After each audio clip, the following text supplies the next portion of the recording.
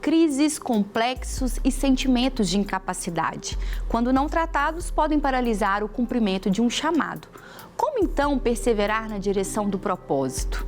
Hoje você vai conhecer a história da cantora Kicila Evangelista e descobrir como ela superou os bloqueios e avançou para muito além dos obstáculos emocionais. Ela é um bom motivo para viver que você vai conhecer agora.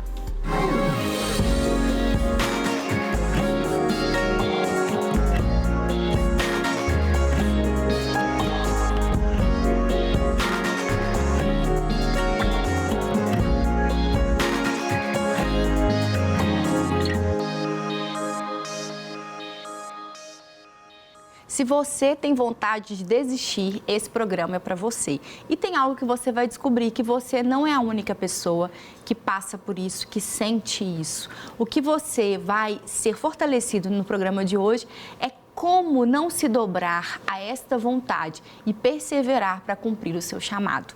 Seja bem-vindo mais uma vez, Dr. Lucas. É uma honra te receber aqui no programa. Obrigado, Thalita. Obrigado pelo convite. Você também, Tati. Muito bom te receber aqui mais uma vez. Obrigada, muito prazer estar aqui com vocês novamente. Antes de chamar a Kicila, eu quero te perguntar, Tati, porque eu não falei nenhuma pessoal ainda para ela, né? Você já passou por um momento na sua vida que você teve essa vontade de desistir? Muitos, né? Muitos. Quem nunca, assim... Me senti muito normal com muitas da Tati aqui. Eu tentei aqui captar números, inúmeras vezes.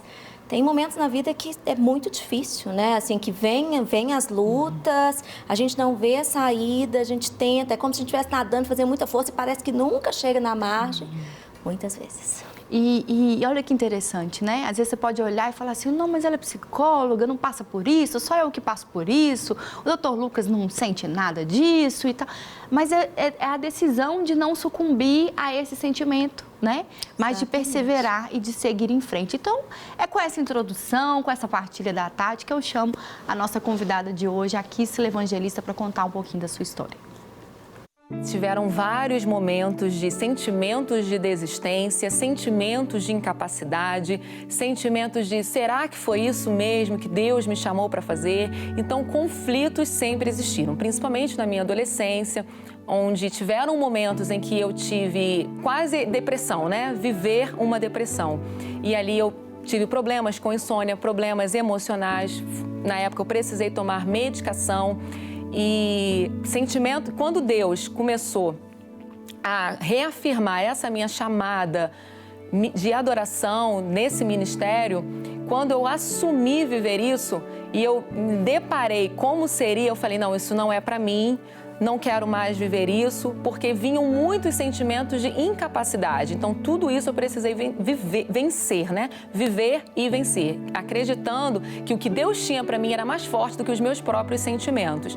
Eu me lembro de que nós estávamos no meio da gravação do meu EP e eu tivemos, dentre os vários problemas e das lutas que nós atravessamos, falência financeira, algo que me desanimou muito na época, eu tive uma fenda nas minhas pregas vocais que me desanimaram e eu falei, não quero mais, eu acho que não é isso que eu quero para mim, eu acho que não é isso que Deus tem, eu acho que eu entendi errado.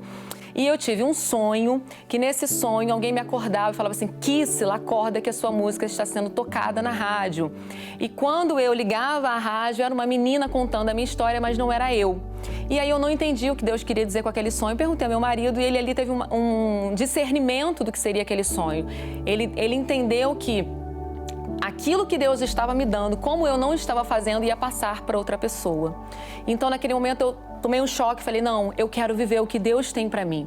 Então, eu liguei para o estúdio, retomei as gravações, nós conseguimos finalizar aquele EP, o clipe, a flecha, e desde então eu venho nessa busca de realmente do que Deus tem, de viver realmente o que Deus quer que eu, viver o que Deus tem para mim e ser o que Deus quer que eu seja. Que interessante, porque ela apresentou ali algo que é o que a gente... eu quero entender meu propósito, para que Deus me chamou, para que eu estou na Terra. esse anseio mesmo. E quando a gente tem a resposta, a decisão dela que ela compartilhou é algo muito comum. A gente tem a resposta, mas junto com esse direcionamento, vem muitos desafios, vem situações muito complicadas, vem nãos, vem uma falência financeira, uma questão de saúde e tudo mais. É como perceber isso de uma forma que produza resiliência, produza resistência e não sucumbir, ceder a esse desejo, a essa vontade de desistir, a essa sensação de incapacidade, ouvir essa voz. Às vezes a gente tem uma impressão assim de que eu vim aqui para... E a gente pensa em uma atividade profissional, a gente pensa numa atividade que com determinada remuneração, a gente pensa e aí a gente fica maluco, perdido, né? Porque são várias as opções, são várias, e quanto mais você vai crescendo, mais oportunidades vão aparecendo, você vai tendo oportunidades o tempo todo, né? E a gente cria ali uma dispersão, né? Fala, como é que é? Será que é? Será que é quando eu estiver em paz que eu... Então, a gente recebe no consultório ali as pessoas com esse tipo de conflito, né? Elas chegam assim, mas o que será que Deus quer para mim, né? E às vezes é muito mais simples, né? Ele quer um amor em cada ação, um serviço amoroso, né? Abnegado, né? Então, a gente fica querendo, às vezes, resposta no âmbito profissional, né? Será que eu compro ou não compro? Eu creio que existe uma resposta para isso, sim. Mas isso não pode virar As pessoas ficam paralisadas nisso, né? Esperando uma resposta, né? Será que eu tenho que fazer? E muitas vezes a gente vai fazendo, né? E tem uma música que eu gosto muito, que é a porta aberta é você e a fechada é você. Né? Então, a gente aceitar as portas fechadas. E você, no caso, não é a gente, né? Não, é Deus mesmo. Deus, né? Deus que abre a porta, é Deus quem fecha. Então, às vezes tem uma porta que é fechada. Nossa, mas era uma oportunidade maravilhosa para mim. E ele fechou. Outra parte, né? que ele fala, né? Eu vou subir um monte que outros desistiram, né? Então, realmente, eu tenho essa vontade de desistir, outros até desistiram, mas eu vou subir esse monte, eu vou fazer o que eu preciso fazer, eu vou sacrificar o que eu preciso sacrificar. Sim. Então, assim, entender que a porta fechada não é para eu parar, é para eu seguir para outro caminho, né? Não dá para subir a montanha por aqui, eu vou subir, vou contornar. Ótimo. Eu vou subir por outro lado, não dá para usar no corda, eu vou dando a volta nela assim. Não dá para subir a montanha direto. sem sacrifício, então eu vou jeito. sacrificar o que eu preciso, eu vou entregar o que eu preciso. Sim, não dá para ir de equipamento, eu vou comprar um tênis melhor, né? Então, mas a gente vai subindo, né? É sempre subindo, é amando mais, é servindo mais, é se mortificando mais. Esse amando mais, servindo mais, me lembrou uma literatura que eu acredito que é muito importante, se você não leu ainda, você lê, que é Uma Vida com Propósitos, do Rick Warren, que é uma literatura que, depois da Bíblia, mais vendida, né? Então, assim, para cristãos e para não cristãos, em não sei quantas línguas, por quê? Porque há um anseio do nosso coração em descobrir por que nós estamos na Terra, e ele numa jornada, né, de 40 dias de transformação e dessa busca, que quando a gente vai encontrar esse novo sentido de amar, de servir, está muito mais ligada a algo como uma ascensão profissional, a descobrir uma profissão, a usar o seu dom. É por isso que tem tanta gente, às vezes, numa profissão de projeção e não se sente feliz, né? Não se sente vivendo realizado. E tem gente que está assim, nossa... A pessoa impacta a gente, né? Ela dá o bom dia diferente, tudo que ela faz leva um pouco dessa essência, né? Então, vamos ver também um pouquinho da história da Kissela, como que ela foi ressignificando esse enfrentamento ali diante dessa jornada dela. Na minha adolescência, eu fiz terapia por 1 ano. Na verdade, até encerrei o tratamento na época porque eu recebi alta. Graças a Deus, ali tive uma melhora. Fiz acompanhamento com o psiquiatra. Precisei tomar antidepressivos. Como eu estava enfrentando uma fase de insônia, eu precisei tomar remédios também para dormir. Foi quando, então, num dia eu falei assim, eu não quero mais isso para minha vida. Eu vou declarar que eu vou vencer isso. E eu me agarrava naquele salmo onde Davi dizia, em paz eu deito e logo dormirei, porque o Senhor me guarda. Então, eu lia esse salmo, eu declarava esse verso todas as vezes antes de dormir. Não foram fáceis os momentos, né? A gente não para de tomar um remédio e já volta ao normal rapidamente, não. Mas eu ali resisti e hoje eu posso dizer que eu fui curada da insônia, fui curada da depressão inúmeras vezes, porque a depressão é um sentimento que, se você não tomar um cuidado, ela vai e volta. Mas eu tenho sido fortalecida em Cristo, até hoje a vontade muitas vezes de desistir, de olhar para trás, de parar é muito grande, né? A gente sabe que a Bíblia diz que a nossa luta não é contra carne e sangue, mas são contra espíritos. Então o inimigo, ele sopra nos nossos ouvidos a todo tempo de que não é aquilo, de que nós entendemos errado, de que nós devemos parar, nós devemos desistir, que as dificuldades são muito grandes. Ele pinta um cenário de dificuldade maior muitas vezes do que realmente é.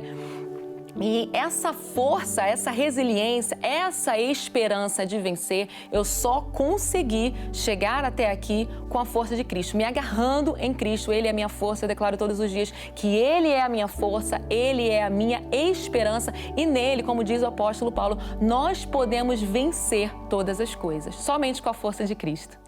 Gostei muito de escutar a Kissela falando e a gente compartilhando ali, né? Foi uma experiência muito legal, também não é daqui e com muito carinho, né? Participou gravando, contando a história dela, porque ela mostra esse equilíbrio de, olha, com a força que Cristo me dá e eu declaro e ao mesmo tempo eu faço o que eu preciso fazer, durante um tempo eu precisei fazer a medicação, fazer a terapia e eu vou enfrentar isso com essa realidade. Então, esse equilíbrio ele é muito significativo para a qualidade de vida da pessoa em algum enfrentamento, como ela disse, a depressão que veio mais de uma vez na história dela desde a adolescência. E a questão da insônia. Quando que não dormir ou não dormir bem é um alerta de que algo está errado? Sempre, né? Nunca... Não é normal não dormir bem. Claro que tem um dia que você não dorme bem, né? Um dia que você teve um estresse maior, né? Não estou falando assim de coisas de um dia. Mas você não dorme e aí as pessoas começam a compensar aquilo de uma forma, né? Vai ouvir música, vai assistir televisão, começa a dormir muito tarde, né? Acordar muito cedo, a pessoa tem que estar extremamente cansada para conseguir pegar no sono. E nunca, né? Nunca é normal. E muitas vezes já vem outras coisas e de repente para de dormir. E muitas vezes é o que traz a pessoa no nosso consultório. Às vezes ela vem quando ela está com insônia. Né? Ela parou de dormir, ela fica, aí ela vem. Só que quando você vai colher, o corpo já estava dando vários outros avisos, né? Que ela não quis ouvir ou desconhecia que aquele era um aviso. Né? Ela não entendia. Mas não estar dormindo bem sempre merece uma avaliação. Né? Não dá para a gente falar assim, é assim mesmo. Eu sempre falo da importância do sono. Porque o não dormir desencadeia uma série de problemas emocionais, de humor, de concentração, né? Então, é muito, muito importante, ao sinal de insônia, ao sinal de não estar dormindo bem, correr para o consultório médico. Não dá para ficar levando isso assim para sempre. E às vezes não necessariamente um quadro de insônia, mas uma mudança muito brusca da rotina do sono, né? Sim. Às vezes era uma pessoa que dormia ótimo ali, tranquilo, muitas horas direto e tal, ou dormia poucas horas e já ficava bem, hoje não fica mais, porque também tem uma mudança, né? O metabolismo muda com o passar dos anos. Hoje a nossa influência em relação à tecnologia, que ela é muito grande, a gente dormia muito mais cedo antigamente. Eu lembro que a minha avó dava 6 horas da tarde, estava todo mundo já, sabe, abaixando as luzes da casa, todo mundo de banho tomado, era um chazinho que ela tomava, já era uma indireta já pra gente, a gente pode ir embora já, porque hoje o que tinha que dar já deu aqui. E hoje não, né, não tem hora, assim, a gente marcando compromissos cada vez mais tarde, cada vez mais, não tendo esse olhar e esse cuidado realmente, né? E trocando sono por produtividade, né? Eu vou deixar de dormir para estudar mais, trabalhar mais, produzir mais, né? E isso diminui a nossa capacidade de produção, inclusive. Diminui a memória, atrapalha a memória, né? A pessoa não dorme, dificilmente vai se lembrar daquilo que passou ali estudando. Né? E produtividade é você entregar o maior potencial que você tem dentro das horas que você tem que trabalhar realmente, ou então se você ainda conseguir entregar um pouquinho antes dessas horas, ótimo. Sim. Mas não eu trabalhei 14 horas, 16 horas e eu sou muito produtivo. Né? Uma hora a conta chega, né? E ela chega através de uma doença. Então, a gente tem que ter muito cuidado com isso. E é o que você está falando, a vida hoje, ela traz muito mais estímulos para a gente ficar acordado, né? A gente tem essa questão da produtividade, que a gente tem que dar conta de tudo, né? Malhar, acordar, dormir, passear, ter social, ler a Bíblia, ler 200 livros, ter não sei o que, né? Haja hora para a gente dar conta de tudo isso. Então, a gente tem que ficar muito atento, né? Se não deu tempo, uma coisa que a gente não pode negligenciar é o dormir bem, é o ter determinadas horas de sono. É muito muito importante. Eu achei muito legal, eu fui no doutor Jean, um médico muito querido, e ele fazendo toda a avaliação, ele fez um desenho que eu achei assim, gente, isso aqui a gente tem que trazer para a vida e ter isso de forma visual. Ele pegou as 24 horas, dividiu ali de 3 vezes, as 24 horas, e falou, isso aqui é o sono. Você vai dormir de 6 a 8 horas, cada um dependendo do seu sistema, vai ali, bom, mas é hora de dormir. Você não conta com essas horas. As outras 8 horas, em média, é o que a gente trabalha. Se você trabalha meio horário, então você tem outras 4 horas para você empreender em outra área. Sendo assim, você pode enriquecer mais, né? Porque se você tem mais de uma fonte de produção, né, de retorno, então é 8 horas ali em média. As outras 8 horas, eu falei, meu Deus do céu. Então eu tenho tempo, porque a gente sempre fala, não tem tempo para fazer atividade física. Eu não tenho... Ele falou, essas 8 horas aqui, você tem que fazer uma atividade física, você tem que fazer uma terapia, tudo que você tem que fazer na sua vida social, tá? Que você vai encontrar uma amiga, você vai receber alguém, está aqui nas 8 horas. Então, quando você divide isso, você tem uma memória visual disso, você vê que, então, de onde que está saindo o meu tempo? Aí, se você trabalha 14 horas, você está tirando a hora do social. Se você não está tirando do social, porque tem gente que não consegue tirar do social, ela tira do sono. Aí vem a parte orgânica, né, biológica, química do nosso corpo, realmente. Então, assim, tem uma outra... Você também vê dessa forma a questão do tempo? Sim, o ideal para a gente se organizar é ter rotina, né? Eu sempre tenho trabalhado com as pessoas para elas, pelo menos, acordar, dormir e tentar se alimentar dentro dos mesmos horários. Porque dali vão surgindo os buracos no dia que você pode colocar uma atividade ali. Então, vou dizer, não tem tempo. Será que não tem mesmo? Vamos organizar aqui. Né? Porque às vezes as pessoas, elas acordam em horários diferentes. Né? Se um dia você acorda às 6 e o outro você acorda às 8, seu dia todo diferente. Né? A hora que você vai sentir fome é diferente. Né? A hora que você vai fazer, seu corpo vai responder que você vai sentir sono, muda tudo. Né? Então, quanto mais rotineiro for, claro que com a flexibilidade, né? Tem um dia que vai ter uma festa, precisa dormir um pouquinho mais tarde, não é que não pode. Mas nos dias rotineiros, né, a gente tenta ter o máximo de rotina. E a dica que eu dou é não acredite nas mentiras que você diz pra você.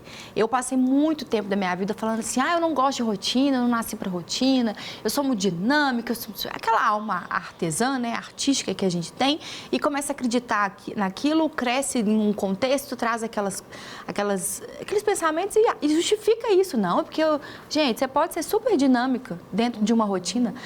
Quando eu entendi que a rotina me protege, que a rotina é uma benção.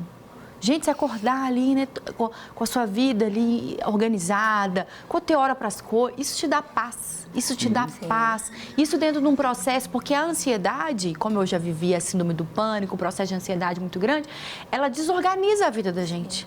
Então, quando você tem as coisas no lugar, tem rotina, uma família ali, cada um sabe o seu papel, quer dizer que você vai viver perfeição.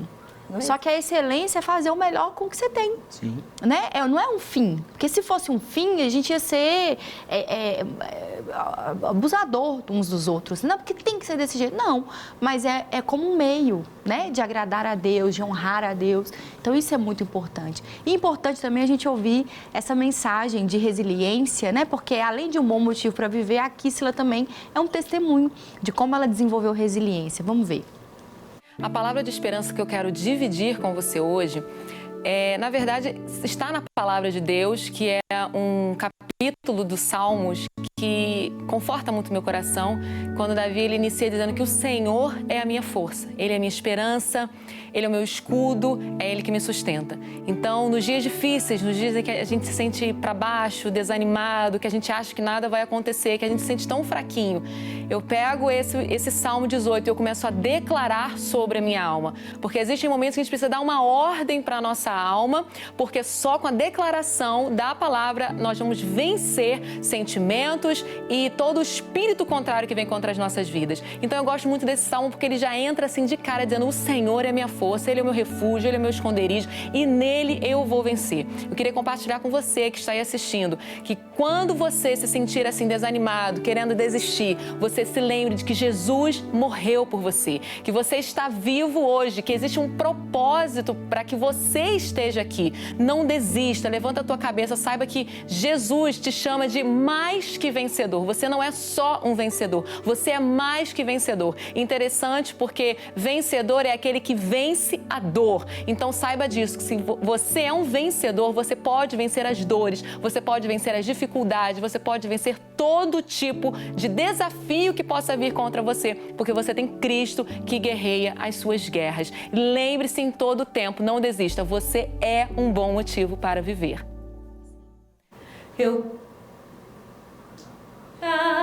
Na mão do arqueiro que acerta o alvo e vai pras nações, ser voz no deserto, amar os perdidos, chorar com os que choram, eis-me aqui. Aqui, se voltar a sorrir depois do processo dela de dor, de desafios, de sentimento de incapacidade, de impotência diante de tudo, fez com que ela se tornasse um testemunho para inspirar outras pessoas, como nos inspira, né? Essa mensagem, ela é significativa para nós. Depois que a gente volta a sorrir, que a gente volta a viver, que a gente não desiste, que a gente, eu acordei, não estou bem, não estou com vontade, mas a gente continua. Isso se torna uma inspiração para outras pessoas não desistirem também, né? E o que eu acho interessante é que em um dia, o dia não é linear. A gente tem uma rotina, mas às vezes você acordou, você está super feliz. Chegou ali no trânsito, de repente alguma coisa aconteceu, aquilo ali te deu um gatilho, te deixou... Aí, ou às vezes veio uma palavra, alguém foi amargo com você, foi cruel, e aquilo ali vem de uma forma dura. Às vezes foi um pensamento. Nossa, eu não vou conseguir, eu não vou dar conta disso, eu não vou superar, eu não vou resolver. A importância que tem de nós desenvolvermos uma saúde física e emocional que diante desses gatilhos, que diante desses dias, que diante dessas palavras, a gente não se dobre ali a esse sentimento. A gente consiga se ministrar, como ela falou, trazer a memória, que ela trouxe o quê? A referência ali dos Salmos, né? Davi, quando ele escreveu aquilo ali, tudo, ele matou o urso, ele matou o gigante, ele matou o leão, ele pastoreou as ovelhas. Gente, de coisa difícil que deve ser pastorear a ovelha, né? Que o bichinho nem cheiroso não é, então você imagina. Ele tá ali, eu tô em paz, me faz deitar em pastos verdejantes, tá ali, eu tá firme com Deus, ele sabe quem dá a ele a vitória, quem dá a ele a força. Então, vencer a dor também passa por você se auto-ministrar, né? Se declarar essa suficiência de Deus, né? Daí a importância da gente alimentar bem a nossa alma, né? Ler bons livros, ler a Bíblia, ter um ouvido que escuta boas palavras, boas canções. O filtra, né? A coisa exatamente, porque isso fica dentro da gente, né? Então, nesses momentos difíceis, é o que a gente vai trazer à nossa memória, aquilo que eu estou me alimentando. E é lindo ver isso, tanto que ela declara, né? Mesmo o salmo, o louvor, ali é a palavra de Deus, porque é aquilo que ela se alimenta e é isso que dá força para ela diante das dificuldades. E uma flecha, para ela poder, como foi, né, o louvor que nasceu do coração dela e da resiliência dela e da perseverança dela, uma flecha na mão de um guerreiro ali, de um arqueiro, quanto mais ela é esticada, mais ela vai acertar o alvo. Então, aquilo que está produzindo dor para a gente, que a gente está sendo esticado em Deus, vai nos dar mais assertividade, né? Sim. Quem treina pouco, acerta pouco, né? Treina pouco, acerta pouco. E como essas pessoas que vencem esses processos se tornam pessoas maiores, melhores, mais grandiosas, com mais capacidade não só de suportar a dor, mas de suportar a dor de outras pessoas também, né? Que é muito importante, né? Como elas se tornam instrumentos para ajudar, para dar esperança, para motivar outras pessoas. Isso é formidável. O sentido da vida é servir. Não tem essa coisa, né? Eu tenho que ter tal profissão ou tal carreira. Não, é servir. Nós estamos aqui para servir no pouco. E quando a gente tem histórias assim, quando a gente consegue superar, a gente tem mais para servir, a gente tem mais para dar, né? E é interessante porque a pessoa pode pensar assim, mas então Deus me fez para ser um saco de pancada? E quanto mais eu apanho, mais resiliência Nada disso.